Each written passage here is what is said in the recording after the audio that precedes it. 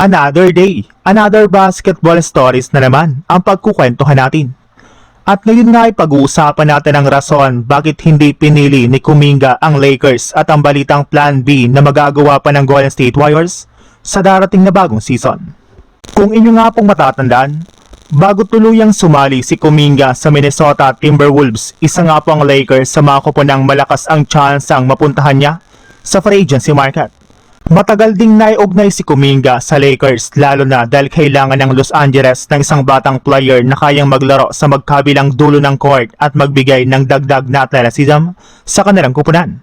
At hindi lamang basta interesado ang Lakers, nagkaroon din umano ng konkretong alok para kay Kuminga na mas malaki kesa sa kanyang napiling kontrata sa Minnesota Timberwolves.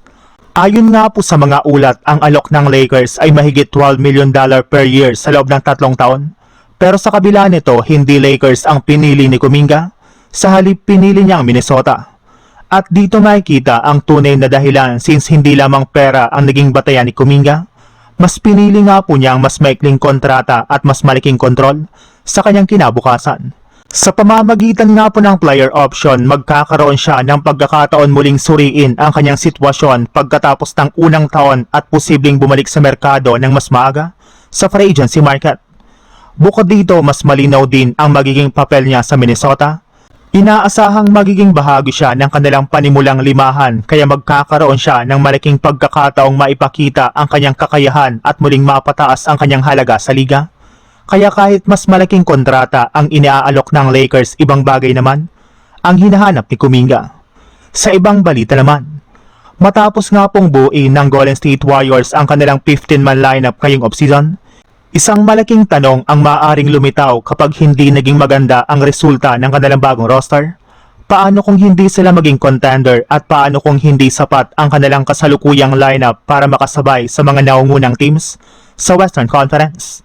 Dito maaaring muling pumasok sa usapan ang pangalan ng Trey Murphy III ng New Orleans Pelicans. Matagal nang itinuturing si Murphy bilang isa sa mga target ng Warriors at hanggang ngayon ay nananatili siyang posibleng trade target para sa kanilang kupunan. Malaking upgrade nga po si Murphy para sa Warriors dahil nagbibigay siya ng scoring, shooting at athleticism sa wing na may makatangiang malaking tulong para sa isang kupunang umaasa pa rin kay Stephen Curry. Pero hindi magiging madali ang trade dahil mataas ang halaga ni Murphy. Naiulat nga po na mas naging possible ang kanyang availability kumpara noon pero kailangan pa ring maglabas ng malaking package ang Warriors para kumbinsin ang Pelicans. Kaya kung pumalpak nga po ang kanilang binuong 15-man lineup ngayong off-season, huwag nang magtaka kung bumalik ang Warriors sa trade market at muling subukang kunin si Trey Murphy III. Dahil kung gusto nga talaga ng Golden State na bigyan si Stephen Curry ng panibagong pagkakataong lumaban para sa titulo, maaaring si Murphy ang maging isa sa mga pinakamalaking peraso na kailangan nilang idagdag sa kanilang kupunan.